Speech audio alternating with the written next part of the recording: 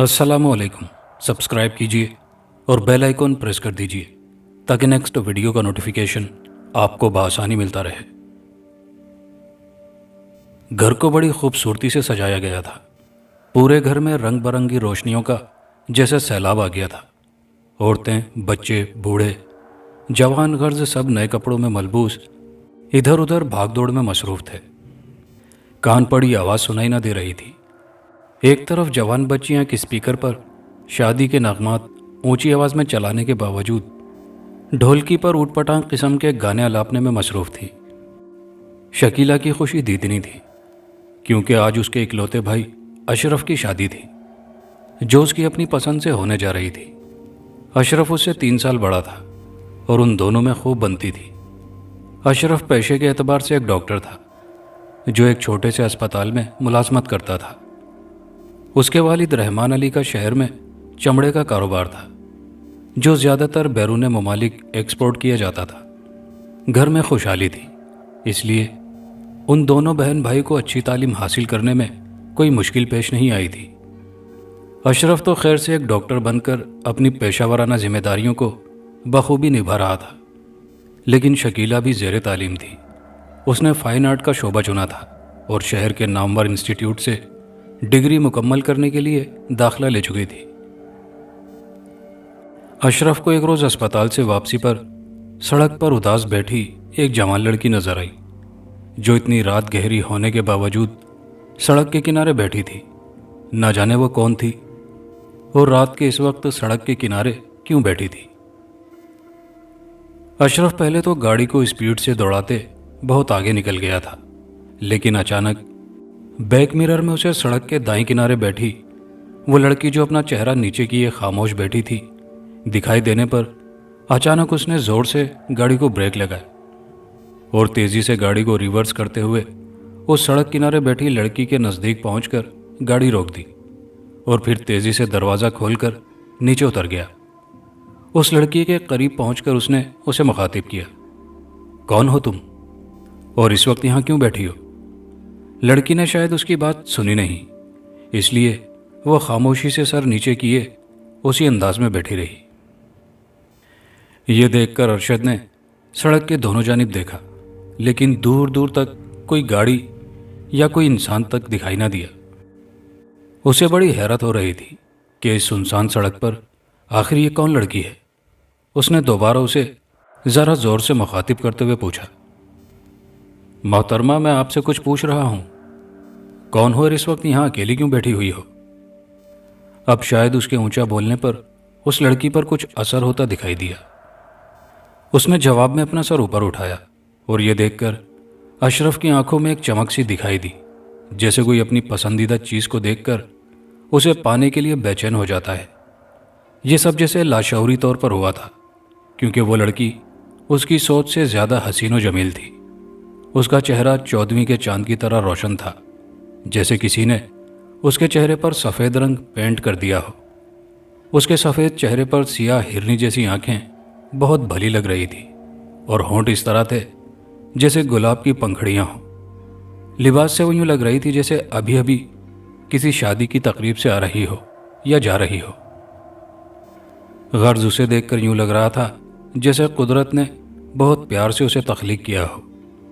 उसकी ज़ाहिरी शक्ल और खदोखाल देखकर अशरफ ने फौरी तौर पर अपने दिल में एक फ़ैसला कर लिया था। उसे यूँ लगा था जिस लड़की की उसे तलाश थी शायद वो यही है। वो दिल ही दिल में उसे अपनाने का फ़ैसला कर चुका था। लड़की ने जैसे ही सर उठाकर सामने अशरफ को देखा तो जैसे उसकी आंखों में आंसुओं की झड़ी लग गई।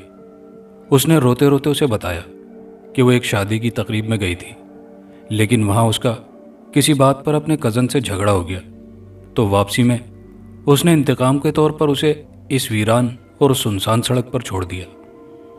मैंने उसकी बहुत मिन्नत समाजत की, लेकिन मेरे रोने धोने का उस पर कोई असर ना हुआ।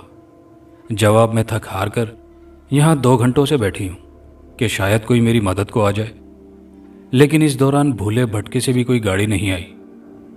मुझे यहाँ डर भी लग रहा था, लेकिन क्या करती, पैदल कहाँ जा सकती थी।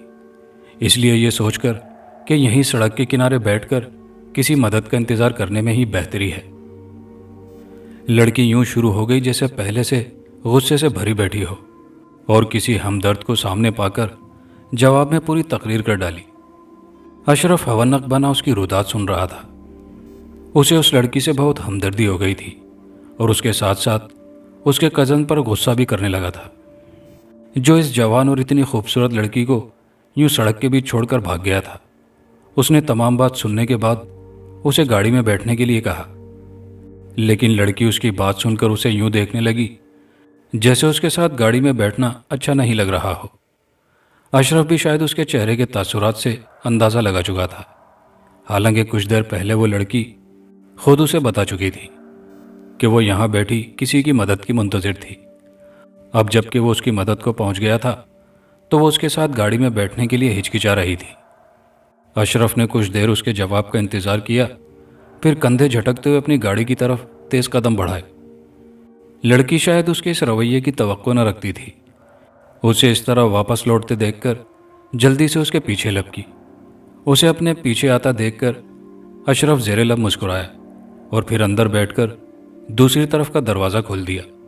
لڑکی گھوم کر دوسری جانب سے اس کی گاڑی میں بیٹھی، اور دروازہ بند ہوتے ہی ارشد نے گاڑی آگے بڑھا دی۔ راستے میں وہ اس سے اس کے متعلق کافی معلومات لے چکا تھا۔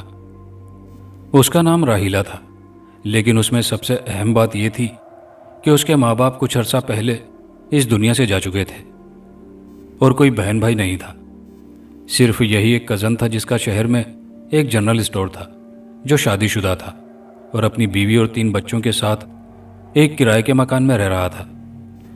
والدین کے مرنے کے بعد وہ اس کے ساتھ اس کے گھر میں رہتی تھی، اور محلے میں ایک مالدار عورت کے ساتھ دوستی کی وجہ سے اسے کبھی کبھار شادی وغیرہ میں جانے کے لیے نئے کپڑے اور آرٹیفیشل جیولری لے لیتی تھی اور استعمال کے بعد واپس کر دیتی تھی۔ گھر میں اس کی حیثیت ایک ملازمہ کی سی تھی، اس لیے رہنے کے لیے اسے کام کاج کر کے وہاں رہنے کا جواز بنانا مجبوری تھی۔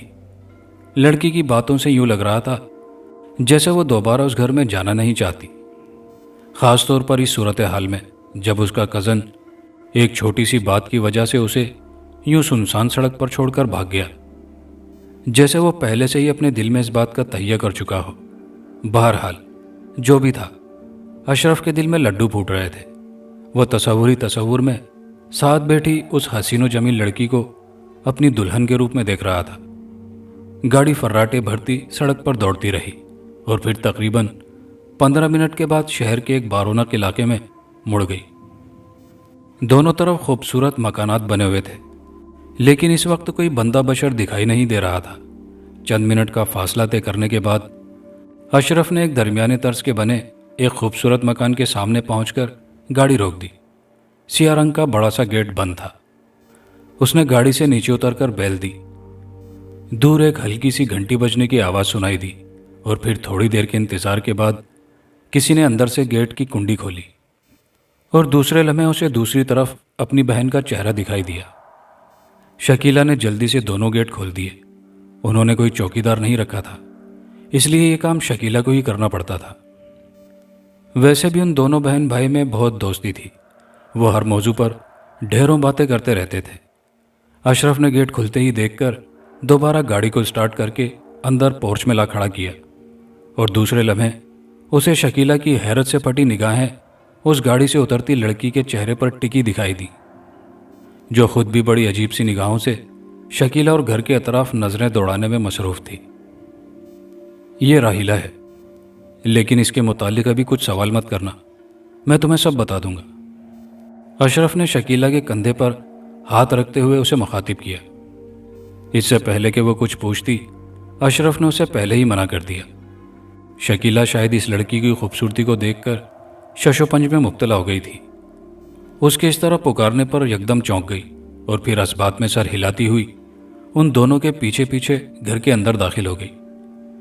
ڈرائنگ روم میں اس کے امی اور ابو دونوں جیسے ان کے ہی منتظر تھے، لیکن ان دونوں کے ساتھ ایک اجنبی لڑکی کو آتے دیکھ کر بڑی حیرت سے انہیں دیکھنے لگے۔ رات کے وقت ایک جوان اور خوبصورت لڑکی کو اشرف کے ساتھ گھر میں داخل ہونے پر انہیں کافی حیرت کے جھٹکے لگے تھے، اور جب اشرف نے انہیں تمام تفصیل بتائی تو انہیں اس لڑکی سے ہمدردی ہونے لگی۔ اور پھر بہت مشکل سے اشرف کے امی ابو نے اس لڑکی کو گھر پر رہنے کی اجازت دے دی، لیکن اس شرط پر کہ جب بھی وہ اپنے گھر واپس جانا چاہے گی تو اسے بالکل بھی نہیں روکا جائے گا۔ چاروں ناچار اشرف نے ان کی یہ بات مان لی، لیکن دل ہی دل میں پکا ارادہ کر لیا کہ موقع ملتے ہی اپنے والدین کو اپنی پسند سے ضرور آگاہ کر دے گا، اور اس کے لیے اس نے شکیلہ کو اعتماد میں لینے کا فیصلہ کر لیا تھا۔ ویسے بھی وہ دونوں اتنے بے تکلف تھے کہ ایک دوسرے کو اپنے دل کی بات بتانے میں ذرا نہیں شرماتے تھے۔ شکیلہ بھی اپنے بھائی کی آنکھوں میں اس انجان لڑکی کے لیے پسندیدگی کے آثار دیکھ چکی تھی، لیکن کچھ سوچ کر خاموش ہو گئی تھی۔ اس کے لیے ایک کمرہ اوپر والی منزل پر مختص کر دیا گیا، جس میں ضرورت کا سب سامان موجود تھا، جو غالباً مہمان وغیرہ کے لیے مخصوص کر رکھا تھا۔ اسے کھانا وغیرہ دے کر وہ دونوں اس وقت اشرف کے کمرے میں ہی موجود تھے، اور اشرف اسے تمام تفصیل بتا رہا تھا کہ کس طرح اسے اسپتال سے گھر لوٹتے وقت وہ لڑکی سڑک کنارے بیٹھی دکھائی دی تھی، اور پھر اس کی بتائی ہوئی تمام معلومات وہ پہلے ہی امی ابو کے سامنے اسے سنا چکا تھا۔ لگے ہاتھوں اس نے اپنی پسند کا بھی بتا دیا کہ وہ اس لڑکی سے شادی کرنا چاہتا ہے۔ شکیلہ شاید پہلے سے اسے اپنی بھابھی بنانے کے خواب دیکھ چکی تھی، اور دل ہی دل میں اس بات پر فخر کر رہی تھی کہ اگر وہ اس کی بھابھی بن جائے گی تو وہ بڑے فخر سے اپنی سہیلیوں کے ساتھ اس کا تعارف کروا سکے گی۔ اس کی معلومات کے مطابق اس کی کسی سہیلی کی کوئی بھی بھابھی اس لڑکی جیسی خوبصورت اور حسین نہیں تھی۔ کچھ دیر تک ادھر ادھر کی باتیں کرنے کے بعد وہ دونوں اپنے اپنے کمروں میں سونے کی غرض سے چلے گئے۔ 4 ماہ ہو چکے تھے۔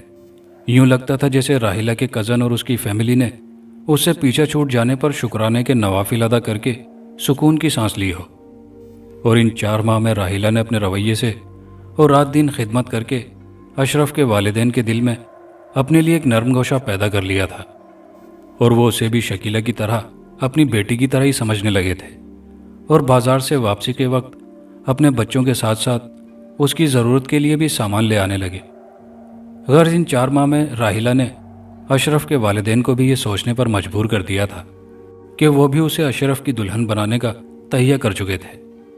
اور پھر ایک روز موقع دیکھتے ہی اشرف نے اپنی امی ابو کے سامنے اپنی پسند کا اظہار کر دیا، اور انہوں نے بھی کوئی اعتراض کیے بنا اس کی اور راحیلہ کی شادی کی تیاری شروع کر دی۔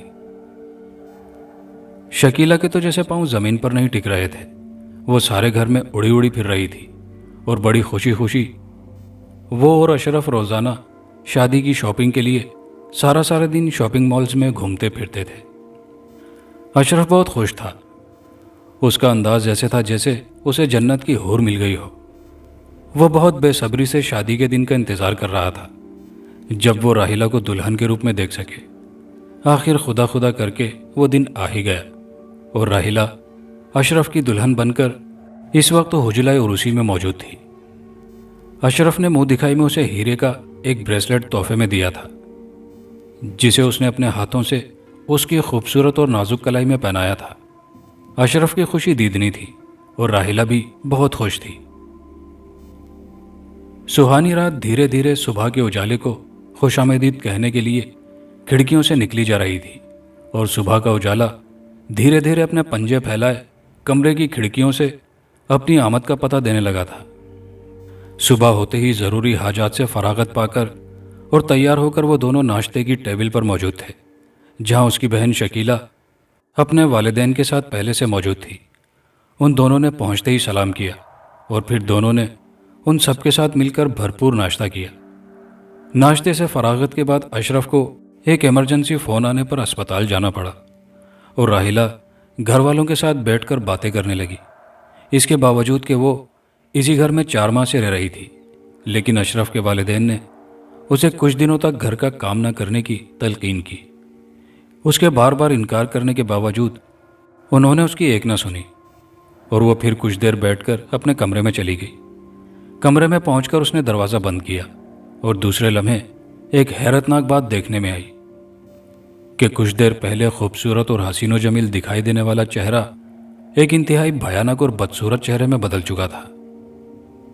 جی ہاں، وہی راحیلہ جو کچھ دیر پہلے جنت کی حور بنی ہوئی تھی، اب انتہائی بدصورت اور دل دہلا دینے والے چہرے کے ساتھ اس کمرے میں موجود تھی۔ اس کے چہرے کے خد و خال کسی 100 سالہ بوڑھی عورت جیسے ہو گئے تھے۔ چہرے کی کھال لٹک گئی تھی اور بانچوں سے 2 نوکیلے دانت باہر نکل آئے تھے اور ہاتھوں پر سیاہ بال ابھر آئے تھے۔ پاؤں کی انگلیوں کا سائز بڑھ گیا تھا۔ آنکھوں کی پتلیاں سفید رنگ میں بدل گئی تھی۔ کوئی تصور بھی نہیں کر سکتا تھا کہ اس خوبصورت چہرے کے پیچھے ایک انتہائی بھیانک اور مکروہ شکل چھپی ہوئی ہے۔ اپنے چہرے کے خد و خال اور جسمانی تغیر کے بدلتے ہی جیسے وہ کسی اور ہی دنیا کی مخلوق لگنے لگی تھی۔ وہ تیزی سے کمرے میں یوں چکراتی پھر رہی تھی جیسے کوئی بھوکا شخص انتہائی بھوک میں کچھ بھی کھانے والی چیز کے لیے بھاگ دوڑ کرتا ہو۔ اس کا بس نہیں چل رہا تھا کہ وہ کمرے میں موجود فرنیچر کو ہڑپ کر جائے۔ وہ تیزی سے کمرے میں موجود ایک اور چھوٹے کمرے میں داخل ہوئی، لیکن وہاں بھی اسے ناکامی ہوئی۔ اس کی نظر بڑی تیزی سے کمرے کی دیواروں، چھتوں کی جانب سرچ لائٹس کی مانند گھوم رہی تھی، اور پھر جیسے اچانک اس کی آنکھوں میں ایک چمک دکھائی دی اور اسے اپنے مطلب کی ایک چیز دکھائی دے گئی۔ جی ہاں، دیوار کے کونے میں چھت سے چپکی ہوئی ایک موٹی چھپکلی جو نہ جانے اس کمرے میں کب اور کیسے آن گھسی تھی۔ اس پر نظر پڑتے ہی وہ تیزی سے ایک بڑی چھپکلی کی مانند بڑی تیزی سے دیوار پر چڑھنے لگی، اور اس سے پہلے کہ دیوار پر چپکی چھپکلی اپنے بچاؤ کے لیے کچھ کرتی، راہیلہ نے جھپٹ کر اسے دبوچا اور ایک ہی لقمے میں اپنے حلق میں اتار لیا۔ اوف خدایا، وہ کیا چیز تھی! ایک ہی لقمے میں اس نے چھپکلی کو زندہ حالت میں اپنے معدے میں اتار لیا تھا۔ جس طرح وہ دیوار پر چڑھی تھی اسی طرح واپس اتر کر زمین پر موجود تھی، جو دوبارہ اپنی نظروں کو ادھر ادھر دوڑانے لگی۔ شاید اسے پھر کسی اور چیز کی تلاش تھی، لیکن اس سے پہلے کہ واش روم کی جانب بڑھتی، کمرے کا دروازہ کھٹکھٹانے کی آواز سنائی دی۔ یہ آواز سنتے ہی راہیلہ کی ظاہری حالت دوبارہ پہلے والی حالت میں تبدیل ہونے لگی، اور چند لمحوں کے بعد وہ پہلے کی طرح جوان اور خوبصورت بنی کمرے میں موجود تھی۔ اس نے دروازہ کھولا تو سامنے شکیلہ موجود تھی۔ اس کے ہاتھ میں نئے کپڑوں کا ایک پیکٹ تھا، جسے اس نے یہ کہہ کر راہیلہ کی طرف بڑھا دیا کہ یہ پیکٹ اسے شادی کے تحائف میں دیا گیا تھا۔ شاید سامان اٹھاتے وقت وہیں نیچے ایک کمرے میں رہ گیا تھا۔ راہیلہ نے شکریہ ادا کرتے ہوئے وہ پیکٹ اس سے لیتے ہوئے اندر آنے کا کہا، لیکن شکیلہ کسی کام کا کہہ کر واپس پلٹ گئی۔ راہیلہ نے چند لمحوں تک اسے واپس جاتے دیکھا اور چہرے پر ایک خبیث سی مسکراہٹ ابھر آئی، اور اس کے ساتھ ہی اس کی آنکھوں کی پتلیاں ایک لمحے کے لیے سفیدی میں بدل گئیں، لیکن دوسرے لمحے وہ دروازہ بند کر کے واپس کمرے میں لوٹ آئی۔ اس نے ہاتھ میں پکڑا پیکٹ بیڈ پر اچھال دیا۔ اس کے چہرے پر یوں آثار تھے جیسے اسے شکیلہ کا اس وقت آنا ناگوار گزرا ہو۔ اس نے دانت کچکچاتے ہوئے واش روم کا دروازہ کھولا اور ایک جھٹکے سے بند کر دیا، اور دوسرے لمحے واش روم سے یوں آوازیں آنے لگی جیسے اندر بہت سی بلیاں آپس میں لڑ جھگڑ رہی ہوں۔ اس گھر کے مکین تصور میں بھی نہیں سوچ سکتے تھے کہ جسے وہ ایک خوبصورت دلہن کے روپ میں اپنے گھر لے آئے ہیں، وہ در حقیقت ایک بلا ہے، ایک انتہائی خوفناک بلا۔ گھر میں ایک خوبصورت بلی جو کہ شکیلہ نے اپنے والدین کی مخالفت کے باوجود بڑے پیار سے پالی ہوئی تھی، وہ اچانک ایک روز غائب ہو گئی۔ سارے گھر میں ڈھونڈنے کے باوجود کہیں نہیں ملی، چھت پر بھی نہیں ملی۔ آس پڑوس کے گھروں سے معلوم کرنے پر اس کا کچھ پتہ نہ چلا۔ کوئی سوچ بھی نہیں سکتا تھا کہ وہ بلی اس وقت راہیلہ کے پیٹ میں موجود تھی۔ جب وہ ایک رات چپکے سے پانی پینے کی غرض سے کچن میں واپس آتے ہوئے اس بلی کو ہڑپ کر چکی تھی، اسی طرح گھر میں موجود اسٹور روم کے تمام چوہے بھی اس کا ترنیوالا بن چکے تھے۔ ایک روز شکیلہ کے رشتے کے لیے کچھ لوگ گھر میں آئے، اور ایک نظر میں انہیں شکیلہ بہت اچھی لگی، اور کچھ ہی دنوں میں چٹ منگنی کی رسم ادا کر دی گئی، اور 1 ماہ بعد شادی کی تاریخ طے پا گئی۔ گھر میں شادی کی تیاریاں شروع ہو گئیں۔ راہیلہ نے اس بار شکیلہ کے ساتھ مل کر اس کی شادی کی تمام شاپنگ کی۔ اشرف مصروفیت کی بنا پر جا نہیں پاتا تھا، لیکن انہیں ضرورت کے وقت پیسے دے دیا کرتا تھا۔ پھر وہ صبح ناشتے سے فارغ ہو کر شاپنگ کی غرض سے بازار نکل جاتی تھی۔ دن کیسے گزرے پتہ ہی نہیں چلا، اور شادی کا دن سر پر آن پہنچا۔ گھر میں تمام رشتہ دار اکٹھے ہو گئے تھے۔ صبح بارات آنا تھی۔ گھر میں مناسب انتظام ہونے کی وجہ سے کوئی پریشانی نہیں تھی۔ چونکہ سب اپنے ہی عزیز و اقارب تھے، اس لیے کوئی بدمزگی پیدا نہیں ہو رہی تھی۔ شکیلہ اپنے کمرے میں موجود تھی اور اس کے کمرے میں اس وقت اس کی سہیلیاں اور کچھ رشتہ دار لڑکیاں موجود تھیں جو اسے چھیڑ چھاڑ میں لگی ہوئی تھی۔ اتنے میں ایک لڑکی ہاتھ میں ایک سوٹ اٹھائے اس کمرے میں داخل ہوئی اور کہنے لگی، بھائی جس کمرے میں بھی جاؤ 2-4 افراد موجود ہیں، حتیٰ کہ واش روم بھی خالی نہیں ہے۔ مجھے سمجھ نہیں آ رہی کہ کپڑے کہاں تبدیل کروں۔ لڑکی نے بے بسی سے یہ کہتے ہوئے سب کی جانب دیکھا۔ وہ سب ہنسی کھیل میں مصروف تھی۔ اس کی بات سن کر چونک کر اس کی طرف دیکھنے لگی۔ میرے خیال میں تمہیں پریشان ہونے کی ضرورت نہیں ہے، تم بھابھی کے کمرے میں چلی جاؤ، وہ اس وقت اپنے کمرے میں ہی موجود ہیں۔ ان کے سر میں درد ہو رہا تھا، اس لیے آرام کی غرض سے وہ کمرے میں چلی گئی۔ شکیلہ نے اس لڑکی کی طرف دیکھتے ہوئے کہا۔ وہ اس کی دور کی کزن تھی جو خانے وال سے اپنی دادی کے ساتھ شادی کی رسومات میں شرکت کی غرض سے لاہور آئی تھی۔ شکیلہ کی بات سن کر اس نے اس بات میں سر ہلایا اور واپس لوٹ گئی۔ چونکہ اسے اس گھر میں آئے 3-4 روز ہو گئے تھے، اس لیے اسے بھابھی راہیلہ کا کمرہ ڈھونڈنے میں کوئی دقت نہیں ہوئی۔ دروازے کے سامنے پہنچ کر ہاتھ سے دروازہ کھٹکھٹانے پر دوسری طرف کچھ دیر انتظار کرنے کے بعد کسی کے چٹخنی کھولنے کی آواز آئی اور دروازہ کھلتے ہی دوسری طرف راہیلہ کی شکل نظر آئی۔ اس کے چہرے سے یوں لگ رہا تھا جیسے وہ نیند سے اٹھی ہو۔ سامنے کھڑی ایک لڑکی پر نظر پڑتے ہی اس کے چہرے پر ناگواری کے تاثرات ابھرے، لیکن ایسا صرف پل بھر کے لیے ہوا اور دوسرے لمحے لبوں پر مسکراہٹ لاتے ہوئے اس نے اس سے یہاں آنے کا مقصد پوچھا۔ جب اس نے کمرے میں کپڑے بدلنے کے لیے کہا تو راہیلہ کچھ دیر سوچتے ہوئے ایک طرف ہو کر اسے اندر کمرے میں داخل ہونے کے لیے راستہ دیا اور سر پر ہاتھ کے اشارے سے واش روم کی جانب اشارہ کر دیا۔ لڑکی سیدھی واش روم کی طرف بڑھ گئی اور اندر سے کنڈی لگا کر کپڑے تبدیل کرنے لگی۔ کچھ ہی دیر میں وہ ہاتھ میں اتارا ہوا لباس تھامے جیسے ہی کمرے سے نکلی، اس کے منہ سے خوفناک چیخ نکل گئی۔ اس کی حالت دیکھنے والی تھی۔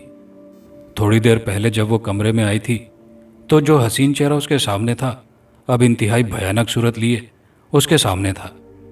دوسرے ہی لمحے وہ بے ہوش ہو کر نیچے زمین پر گر گئی۔ اس کے منہ سے خوفناک جھاگ نکلنے لگا تھا، یوں لگتا تھا جیسے اسے مرگی کا دورہ پڑ گیا ہو۔ گھر زیادہ بڑا نہ ہونے کی وجہ سے چیخ کی بازگشت پورے گھر میں پھیل گئی تھی اور دوسرے لمحے راہیلہ کے کمرے میں بہت سے افراد اکٹھے ہوئے چمگوئیوں میں مصروف تھے۔ ہر کوئی اپنی اپنی ہانک رہا تھا۔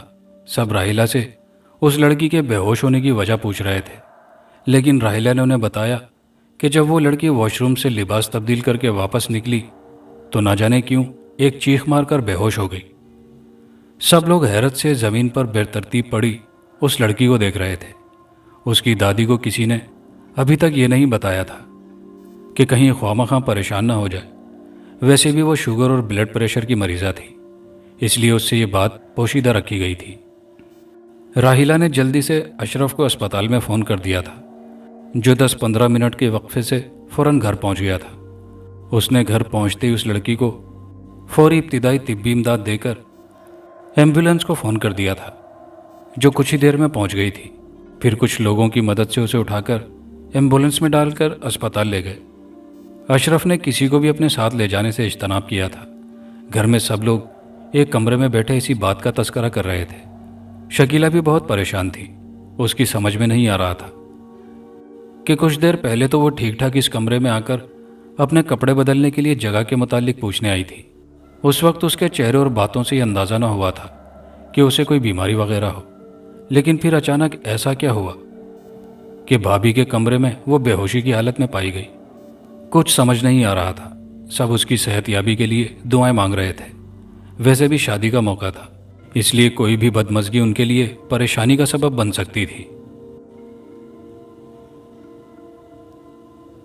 رات کے 2 بج چکے تھے، لیکن ابھی تک اسپتال سے کوئی اطلاع موصول نہ ہوئی تھی۔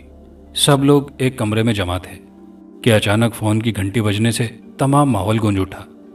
شکیلہ نے جلدی سے آگے بڑھ کر فون اٹھایا اور دوسری جانب سے نہ جانے کیا سنائی دیا کہ اس کے ہاتھ سے ریسیور چھوٹ گیا اور وہ لہرا کر ایک جانب جا گری اور دوسرے لمحے وہ بے ہوش پڑی تھی۔ کمرے میں موجود تمام افراد جو اس طرح اچانک فون کی گھنٹی بجنے پر چونک گئے تھے، اس کے زمین پر گرتے ہی اس کے ارد گرد اکٹھے ہو گئے۔ रिसीवर अभी तक नीचे ज़मीन की जानिब लटक रहा था। एक ने आगे बढ़कर जल्दी से रिसीवर थामा और हेलो हेलो करते हुए दूसरी जानिब से आवाज़ सुनने की कोशिश की, लेकिन शायद दूसरी तरफ से कॉल मुनक़ता कर दी गई थी। किसी की समझ में कुछ नहीं आ रहा था कि क्या हो रहा है, आखिर किसका फ़ोन था और दूसरी जानिब से ऐसा क्या कहा गया कि शकीला बेहोश हो गई। इन सब सवालों का जवाब तो शकीला के होश आने के बाद ही मिल सकता था। कुछ औरतों ने जल्दी से उसके हाथों को मसलना शुरू कर दिया और एक लड़की भागकर जल्दी से पानी का एक जग उठा लाई। एक सियानी लड़की ने शकीला की नाक चुटकी में पकड़कर उसकी सांस रोकी तो चंद लम्हों बाद शकीला ने एक झटके से झुरझुरी लेते हुए आंखें खोल दी और फिर चंद लम्हों तक फटी फटी आंखों से खुद पर झुकी हुई औरतों को देखने लगी। फिर शऊर के बेदार होते ही उठकर बैठ गई। एक औरत ने जल्दी से उसे पानी पिलाया तो उसे कुछ सुकून मिला। तो फिर सबके पूछने पर उसने बताया कि अस्पताल से अशरफ भाई का फ़ोन था और ये कि वो लड़की अब इस दुनिया में नहीं रही। मज़ीद ये भी बताया कि अशरफ भाई ने यह भी कहा है कि वो किसी अनजानी चीज़ के बारे में बताने की कोशिश करती रही, लेकिन उसके मुंह से बेरब्त अल्फाज निकल रहे थे जो समझ में नहीं आ रहे थे, लेकिन उसके चेहरे का रंग बता रहा था कि उसने कोई इंतहाई खौफनाक और भयानक चीज़ देख ली हो। कुछ देर तक यूं ही खौफजदा हालत में रहने के बाद उसकी रूह कफ़स अंसरी से परवास कर गई और यह कि अस्पताल में ज़रूरी कार्रवाई पूरी करने के बाद उसकी लाश सुबह लाई जा सकेगी। अब कोई जवाज़ न रहा था कि उसकी दादी को भी तमाम हकीकत से आगाह कर दिया जाता। इसलिए शकीला के अब्बू ने उस लड़की की दादी को उसके कमरे में जाकर उसकी पोती की यूं अचानक मौत का बता दिया। ये सुनकर दादी की तबीयत बहुत ख़राब हो गई, लेकिन घर में उनकी अद्वियात मौजूद होने की वजह से बड़ी मुश्किल से उन्हें दवा देकर बेहोश होने से बचा लिया गया, वरना जिस तरह उनकी हालत बिगड़ गई थी वो उन सबके लिए परेशानी का बाइस बन सकती थी। शकीला के अब्बू ने फ़ौरन फ़ोन पर अशरफ से बात करके तमाम हालात मालूम किए और फिर तमाम अफराद को मज़ीद सूरत हाल से आगाह करके उनमें से कुछ अफराद को सुबह के कुछ काम समझाए, बाकी सबको अपने अपने कमरों में जाने की तलकीन करके खुद भी अपने कमरे की जानिब बढ़ गए। सुबह सवेरे ही अशरफ एक एम्बुलेंस में लड़की की लाश एक ताबूत में ले आया था।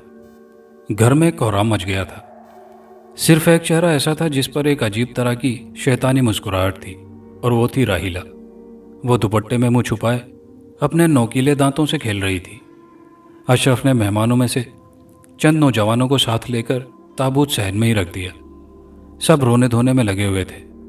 अशरफ राहिला को कुछ बताने लगा, जिसे सुनकर उसने असबात में सर हिला दिया। तमाम ज़रूरी रसूमात से फरागत के बाद और आपस में बाहिमी रजामंदी के बाद लड़की को वहीं कब्रिस्तान में दफना दिया गया। शकीला की शादी बड़ी सादगी के साथ कर दी गई और वो पिया घर सुधार गई। दिन गुजरते रहे और एक रात अचानक अशरफ की अम्मी को यूँ महसूस हुआ जैसे कोई बाहर कॉरिडोर में पाँव घसीटते हुए चल रहा हो। रात के तकरीबन 1 बजे का वक्त होगा जब वो वॉशरूम जाने की गर्ज से अपने पलंग से उतरकर जाने लगी तो बाहर किसी के चलने की आवाज़ सुनाई दी। रात के इस वक्त कौन हो सकता है जो यूं पाँव घसीट कर चल रहा हो? राहिल और अशरफ तो अपने कमरे में ऊपर मौजूद थे और वो अपने शौहर के साथ यहाँ मौजूद थी। तो फिर पहले तो उसे खौफ महसूस हुआ कि कहीं कोई चोर ना हो, लेकिन ऐसा नामुमकिन था क्योंकि बाहर का दरवाज़ा बंद था और सहन की भी इस तरह तामीर की गई थी कि कोई बाहर से कूदकर अंदर दाखिल नहीं हो सकता था। तो फिर चोर कैसे आ सकता था? ये सोचकर उसे हिम्मत हुई और उसने दरवाज़ा खोलकर बाहर देखने का फैसला किया। उसने आहिस्ता से दरवाजे की कुंडी खोलकर बाहर झांकने की कोशिश की ही थी कि जैसे किसी ने जल्दी से बाहर से दरवाजे को धक्का देकर बंद कर दिया। दरवाज़ा एक ज़ोरदार आवाज़ से बंद हो गया और उसके शोर से यकदम अशरफ के अब्बू की आंख खुल गई और दूसरे लम्हे उसकी नज़रें सामने खड़ी अपनी बेगम पर पड़ी, जो उन्हें अपने होंठों पर उंगली रखकर खामोश रहने का कह रही थी।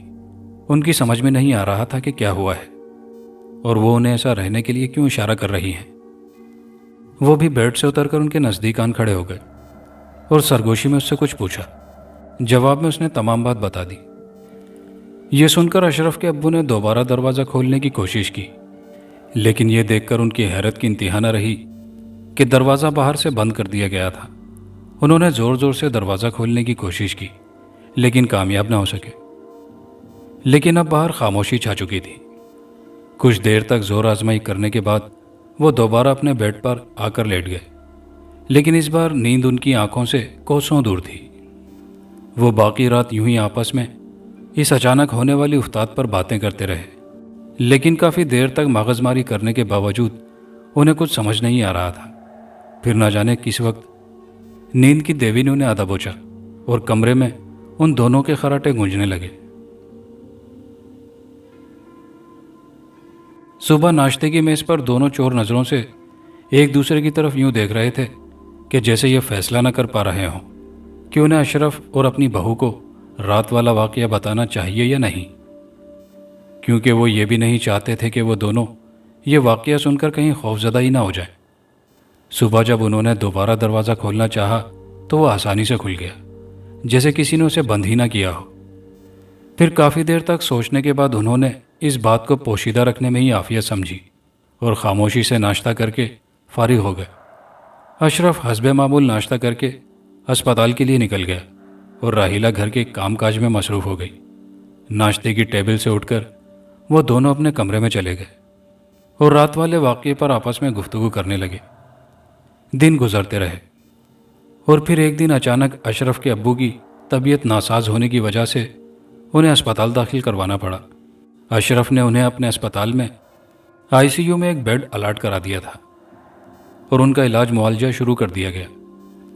اس کی امی کو چند روز ان کے ساتھ رہنا پڑا، لیکن گھر کی دیکھ بھال اور کام کاج کے سلسلے میں انہیں گھر جانا پڑا، اور ان کے جانے کے بعد اشرف نے ایک میل نرس کی خدمات حاصل کر لیں۔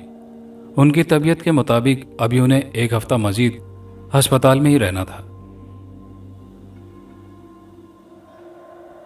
یہ رات کے تقریباً 1 بجے کا وقت ہوگا جب اشرف کی امی کو تہجد کے لیے اٹھنا ہوتا تھا۔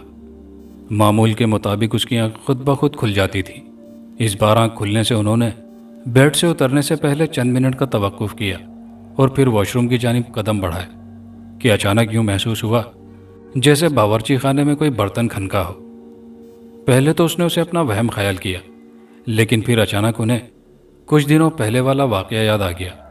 وہ خوفزدہ ہو گئی اور ڈرتے ڈرتے باہر جانے والا دروازہ کھولنا چاہا تو وہ یوں کھل گیا جیسے پہلے سے اس بات کا منتظر ہو۔ یہ دیکھ کر انہیں ذرا حوصلہ ہوا۔ وہ آیت الکرسی پڑھتے ہوئے دروازہ کھول کر باہر جھانکنے لگی۔ باورچی خانہ کوریڈور سے ذرا فاصلے پر تھا، لیکن اس میں پیدا ہونے والی آوازیں باقاعدہ کمرے میں سنی جا سکتی تھی، اسی لیے شاید انہیں بھی وہ آواز آسانی سے سنائی دے گئی تھی۔ ان کی بہو کا کمرہ بالائی منزل پر تھا، اس لیے انہیں آواز نہیں دی جا سکتی تھی۔ انہوں نے ہمت یکجا کر کے باورچی خانے کی جانب قدم بڑھانے شروع کر دیے۔ جوں جوں وہ نزدیک جاتی رہیں ویسے ویسے آوازیں صاف سنائی دیتی رہیں۔ یوں لگ رہا تھا جیسے کچر کچر کوئی چیز چبانے کی کوشش کر رہا ہو۔ پہلے تو وہ سمجھی کہ شاید باورچی خانے میں کوئی بلی وغیرہ گھس آئی ہوگی، لیکن پھر دوسرے لمحے انہوں نے اپنا سر جھٹک دیا، کیونکہ رات کو سونے سے پہلے انہوں نے خود باورچی خانے کا دروازہ باہر سے کنڈی لگا کر بند کر دیا تھا۔ ایسے میں کسی بلی کا دروازہ کھول کر اندر گھسنا تقریباً ناممکن تھا۔ اسی سوچ کے عمل کے دوران وہ ٹھیک باورچی خانے کے نزدیک پہنچ گئی۔ دروازہ آدھا کھلا ہوا تھا اور اندر سے اب آوازیں بہت واضح سنائی دینے لگی تھی۔ انہوں نے خود کو دروازے کے پیچھے چھپاتے ہوئے ہلکا سا سر اندر کی جانب کر کے جھانکا اور دوسرے لمحے ان کے منہ سے انتہائی بھیانک چیخ نکل گئی۔ اوف خدایا، یہ کیا تھا؟ ایک انتہائی کریہو شکل عورت جس کے سرکنڈوں جیسے بال تھے جو اوپر کی جانب اٹھے ہوئے تھے، اور اس نے لمبا سیاہ چوغا زیب تن کیا ہوا تھا۔ پاؤں اور ہاتھوں پر سیاہ بال تھے۔ اس کے سامنے ڈیپ فریزر کھلا ہوا تھا اور اس میں رکھا ہوا گوشت جو مہینے بھر کے لیے خریدا جاتا تھا ایک تھال میں رکھا ہوا تھا، اور وہ بھیانک صورت عورت بڑی رغبت سے اس کچے گوشت کو کھانے میں مصروف تھی۔ گوشت کھانے سے اس کے منہ سے بڑی عجیب و غریب آوازیں نکل رہی تھی۔ وہ کچا گوشت یوں کھا رہی تھی جیسے وہ اس کا من پسند کھانا ہو۔ اس عورت کے تصور میں بھی نہیں تھا کہ رات کے اس پہر کوئی اچانک وہاں پہنچ کر اس کی اصلیت کا بھانڈا پھوڑ دے گا، لیکن یہ سب کچھ ہو چکا تھا۔ اس نے جیسے ہی ایک چیخ سنی تو اس نے چونک کر دروازے کی جانب دیکھا اور دوسرے لمحے کھلے دروازے سے اشرف کی امی یوں نیچے فرش پر گری جیسے آٹے کی بوری۔ اشرف کی امی کے نیچے گرتے ہی وہ عورت دانت کچکچاتی جلدی سے پلٹی اور ایک جھٹکے سے ڈیپ فریزر کا دروازہ بند کر کے تیزی سے باہر نکل گئی۔ اس کے انداز سے یوں لگ رہا تھا جیسے اسے کسی کی مداخلت بہت بری لگی ہو، لیکن نہ جانے کس وجہ سے وہ بے بسی سے اور غصے سے تل ملاتی ہوئی باہر نکل گئی تھی۔ رات ختم ہونے میں بھی چند گھنٹے مزید تھے۔ نہ جانے کس وقت تک اشرف کی امی زمین پر پڑی رہتی کہ ان کی چیخ کی بازگشت پورے گھر میں گونج اٹھی تھی، اور شاید اسی وجہ سے اشرف بے تحاشا بھاگتا ہوا اپنی امی کے کمرے کی جانب لپکا کہ اچانک راستے میں وہ کوریڈور اور باورچی خانے کے دروازے کے درمیان بے ہوشی کی حالت میں پڑی تھی۔ اس نے جلدی سے ان کے منہ پر پانی کے چھینٹے مارے، لیکن اس کے باوجود ان پر پانی کا کچھ اثر نہ ہوا۔ پریشانی کی حالت میں اسے یہ بھی خیال نہ آیا کہ اپنے کمرے میں اپنی بیوی کی موجودگی کا بھی خیال کر لے کہ وہ اس وقت یہاں موجود تھی یا نہیں۔ لیکن اب خیال آنے پر اس نے اپنی بیوی راحیلہ کے ساتھ مل کر اپنی امی کو اٹھا کر ان کے بستر تک جانے کے لیے اسے آوازیں دینا شروع کی، تو ایک دو آوازوں پر ہی دوسرے لمحے وہ ان کے سامنے تھی۔ اشرف نے یہ سوچنا بھی گوارا نہ کیا کہ راحیلہ چند لمحوں میں ہی اس کے سامنے کیسے آ گئی تھی، حالانکہ بالائی منزل سے نیچے آنے تک تقریباً 5-6 منٹ کا وقت تو لازمی درکار تھا۔ لیکن چونکہ وہ اپنی امی کی بے ہوشی کی وجہ سے پریشان تھا، اس لیے اس طرف توجہ نہ دے سکا۔ رات کے اس وقت وہ انہیں اسپتال تک لے جانے کی بجائے راحیلہ کی مدد سے ان کے بیڈ تک لے جانے میں کامیاب ہو گیا تھا۔ وہ ابھی تک بے ہوش تھی۔ اشرف نے ابتدائی طبی امداد کے تحت گھر میں موجود میڈیسن کے ذریعے انہیں ہوش میں لانے کی بھرپور کوشش کی، لیکن یہ دیکھ کر اسے بہت حیرت ہوئی کہ لاکھ کوششوں کے باوجود ان کی بے ہوشی والی کیفیت دور نہ ہو سکی۔ یہ دیکھ کر اس نے جلدی سے اسپتال فون کر کے ایمبولینس منگوائی۔ وہ امی کی حالت دیکھ کر کافی پریشان ہو گیا تھا، لیکن دوسری طرف کھڑی راحیلہ کا چہرہ ایک لمحے کے لیے انتہائی بھیانک ہو گیا تھا، اور اس کی آنکھوں کی پتلیاں یکدم سفید ہو گئی تھی، اور اس کے لبوں پر بڑی خباثت بھری مسکراہٹ پھیل گئی تھی۔ یوں لگتا تھا جیسے اسے سامنے بستر پر بے ہوش پڑی اپنی ساس کی حالت دیکھ کر انجانی خوشی مل رہی ہو، لیکن اس کا یہ روپ اشرف دیکھنے سے قاصر رہا۔ ابھی 20 منٹ ہی گزرے ہوں گے کہ باہر ایمبولینس کا ہارن بجنے کی آواز سنائی دی۔ اشرف پہلے سے ہی بڑی بے چینی سے اس کا انتظار کر رہا تھا۔ آواز سنتے ہی فوری باہر کی جانب لپکا اور بڑا گیٹ کھول کر ایمبولینس سے اتر کر ایک شخص کو دیکھ کر اسے جلدی سے اسٹریچر اندر لانے کے لیے ہدایت دی، لیکن اس کے منہ سے الفاظ نکلنے سے پہلے ہی وہ شخص ایمبولینس کے پیچھے دروازے کو کھول کر اسٹریچر نکال چکا تھا۔ پھر ان دونوں نے مل کر امی کو ایمبولینس تک پہنچایا اور چند ہی منٹوں میں اسپتال پہنچ گئے۔ اشرف سارے راستے بہت پریشانی کی حالت میں بار بار امی کی جانب دیکھتا رہا، جن کی حالت جوں کی توں تھی، مکمل بے ہوشی والی کیفیت۔ اشرف کے باہر نکلتے ہی راحیلہ کے من کی مراد پوری ہو گئی، اور دوسرے لمحے اس کے خوبصورت چہرے نے ایک بھیانک ڈائن کا روپ دھار لیا۔ اس کے ہاتھ اور پاؤں سیاہ بالوں سے چھپ گئے، اس کی آنکھوں کی پتلیاں سفید ہو گئیں، اور ہاتھوں کی انگلیاں انتہائی لمبی اور بدصورت شکل اختیار کر چکی تھی۔ اس نے جلدی سے پورے گھر میں گھومنا شروع کر دیا۔ اس کا انداز یوں تھا جیسے وہ گھر میں کچھ تلاش کر رہی ہو۔ اس کے منہ سے بڑی عجیب و غریب اور خوفناک آوازیں نکل رہی تھی، لیکن اس وقت گھر میں اس کے سوا کوئی اور نہ تھا جو اس کا یہ بھیانک روپ دیکھ پاتا۔ اسی دوران باہر کا دروازہ بجا، حالانکہ باہر گھنٹی بھی لگی ہوئی تھی، لیکن اس کے باوجود دروازے کا کھٹکھٹانا اس بات کی علامت تھی کہ ضرور کوئی بچہ ہوگا جس کا ہاتھ دروازے پر لگی گھنٹی تک نہیں پہنچ پا رہا ہوگا۔ یہ سوچ کر اس ڈائن کے لبوں پر ایک مسکراہٹ ابھری، اور دوسرے لمحے اس نے دروازے کی اوٹ میں کھڑی ہو کر باہر کا دروازہ کھول دیا۔ دوسری طرف کوئی بچہ ہی تھا جس کے ہاتھ میں ایک پلیٹ جس پر سفید رومال ڈھکا ہوا تھا کھڑا تھا۔ غالباً وہ اس گھر میں کوئی چیز دینے آیا تھا۔ دروازہ کھلتے دیکھ کر وہ جلدی سے اندر کی جانب بڑھا، اور دوسرے لمحے دروازہ تیزی سے بند ہوا، اور دوسری طرف کھڑی اس ڈائن نے جلدی سے بچے کو گلے سے پکڑ کر اوپر اٹھا لیا۔ وہ 6-7 سال کا بچہ تھا جو اچانک کسی افتاد پر گھبرا گیا تھا، اور پلیٹ اس کے ہاتھ سے چھوٹ کر نیچے گر گئی، اور اس میں موجود چاول زمین پر بکھر گئے۔ ایک مضبوط پنجے میں اس معصوم کی گردن بھلا کیا حیثیت رکھتی تھی۔ چند ہی لمحوں میں وہ ایک مردہ کیچوے کی مانند اس بھیانک ہاتھوں میں جھول رہا تھا۔ بچے کے مردہ جسم کو ہاتھوں میں لٹکائے وہ سیدھی باورچی خانے کی جانب بڑھی और उसके फर्श पर उसे आटे की बोरी की मानिंद फेंक दिया। दूसरे लम्हे दाएं जानी पड़ी एक छुरी उठाई और फिर वहां एक भयानक खेल देखने में आया, जिसे एक अच्छा खासा दिल गुर्दा रखने वाला इंसान भी जागती आंखों से देख लेता तो शायद घबराकर जरूर बेहोश हो जाता। उस डाइन ने उस छुरी की मदद से उस बच्चे के जिस्म के छोटे छोटे टुकड़े कर डाले और हड्डियों का ढेर एक जानिब रखकर उसका गोश्त बड़ी रगबत से खाने लगी। उसकी भांछों से गिरने वाला खून और उसका हुलिया इंतहाई दिल दहला देने वाला था। गोश्त के तमाम पार्चे चंद ही मिनटों में यूं उसके पेट में चले गए जैसे उनका कोई वजूद ही ना हो। बाद में हड्डियों को एक शॉपर में डालकर उसे सहन में रखे कूड़ेदान में डाल दिया। इस कार्रवाई से फरागत पाते ही उसने एक अंगड़ाई ली और फिर उसका हुलिया दोबारा राहिला के जिस्म में ढलने लगा।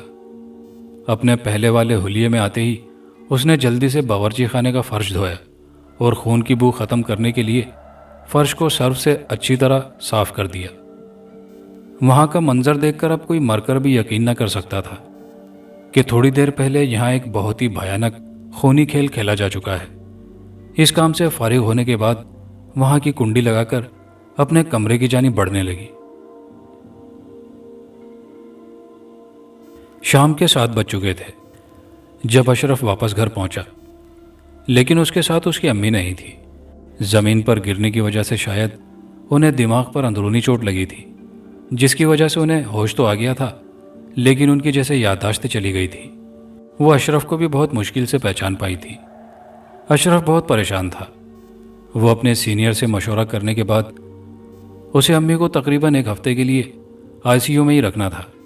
साथ ही डॉक्टरों के मुताबिक शायद 1 हफ्ते के बाद उनकी तबीयत में तब्दीली आ जाए, वो पहली वाली हालत में आ जाए।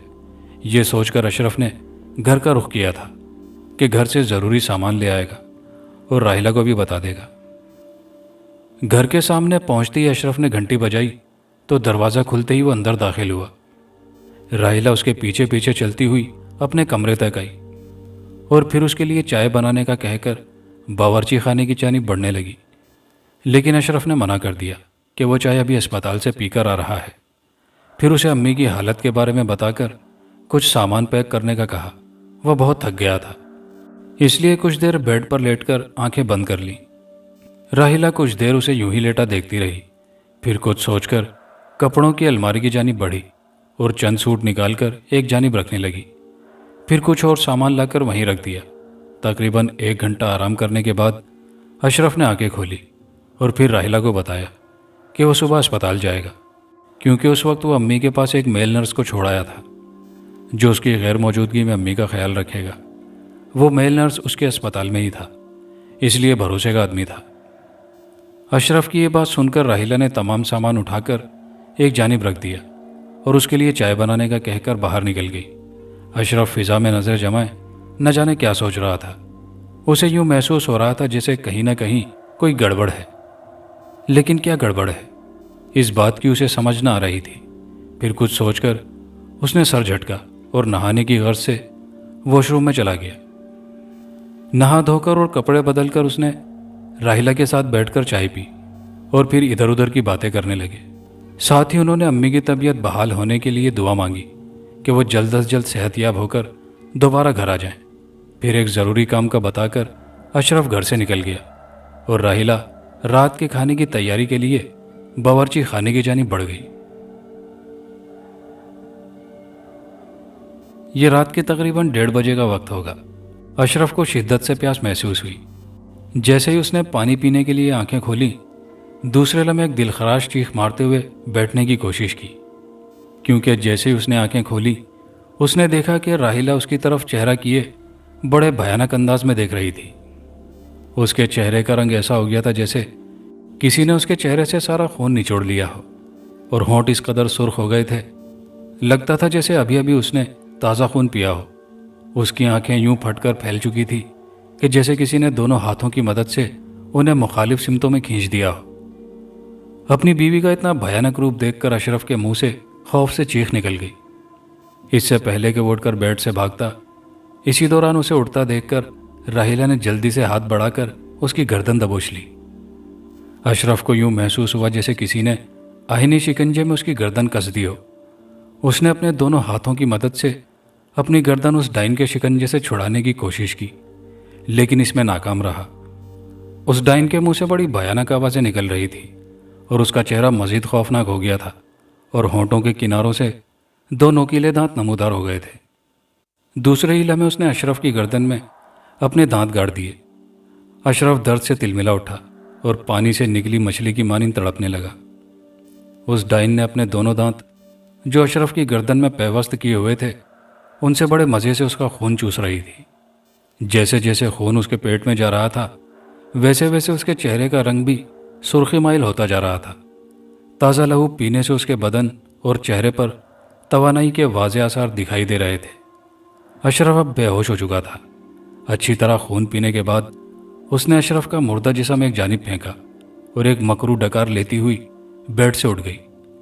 خون پینے سے اس کی آنکھوں میں ایک خمار سا اتر آیا تھا۔ اس نے ایک نظر زمین پر پڑے اشرف کے جسم پر ڈالی اور دروازہ کھول کر باہر کوریڈور میں نکل آئی۔ اس کے چلنے کا انداز یوں تھا جیسے اس نے کوئی نشاور چیز کھا لی ہو۔ اس بار اس نے اپنا روپ بدلنے کی کوشش نہ کی اور سیدھی صحن میں پہنچ کر باہر جانے والے مین گیٹ کی جانب رخ کر لیا۔ گھر میں اس وقت چونکہ وہ دونوں ہی موجود تھے اور امی اس وقت اسپتال میں تھی۔ باہر کا مین گیٹ کھول کر وہ لڑکھڑاتی ہوئی باہر سڑک پر نکل آئی اور اپنی دھن میں سڑک کے درمیان چلنے لگی۔ رات کا وقت بھیانک سناٹا اور ایسے میں ایک عفریت کا یوں سڑک کے درمیان چلنا ایک ڈراؤنا منظر پیش کر رہا تھا۔ اس وقت اگر کوئی یہ منظر دیکھ لیتا تو شاید ڈر کے مارے واپس بھاگ جاتا، لیکن رات کے اس وقت دور دور تک کوئی گاڑی یا انسان نظر نہیں آ رہا تھا۔ وہ ڈائن اپنی دھن میں آگے بڑھتی چلی جا رہی تھی کہ اچانک ایک شیزور ٹرک کہیں سے نمودار ہوا اور آنن فانن فراٹے بھرتا سامنے لڑکھڑاتی اور لہراتی ڈائن پر چڑھ دوڑا۔ یوں لگتا تھا جیسے اللہ تعالیٰ نے اس بے گناہ اور معصوم بچے اور اشرف کی اندھا دھند موت کا بدلہ اس عفریت سے دنیا میں ہی لے لیا تھا۔ کسی نے سچ ہی کہا ہے کہ بے گناہ کا خون رائے گا نہیں جاتا اور اللہ تعالیٰ کی پکڑ بہت سخت ہوتی ہے۔ اور کہانی کے آخر میں آپ کی گزارشات پر آپ کے نام۔ تو پہلا نام ہے ڈاکٹر سید محمد فیصل علی خان، جازان سعودی عربیہ سے، عالم خان صاحب ممبئی سے، شفیق انصاری صاحب جھارکھنڈ گملہ ڈسٹرکٹ سے، صدام منصوری صاحب جے پور سے، محمد شعیب صاحب رنگون سے، حسن صاحب ہیں شہر کا نام نہیں لکھا انڈیا سے ہیں، اور نور الحسن صاحب ہیں ڈھاکہ بنگلہ دیش سے۔ آپ کے پیار بھرے کامنٹس کا بے حد شکریہ۔ کہانی اچھی لگی ہو تو ویڈیو کو دوستوں کے ساتھ لائک شیئر ضرور کیجیے گا۔ کامنٹ باکس میں اپنی قیمتی رائے سے ہمیں ضرور آگاہ کیجیے گا، اور چینل پر نئے آنے والے دوستوں سے گزارش ہے کہ چینل کو لازمی سبسکرائب کر لیجیے۔ شکریہ۔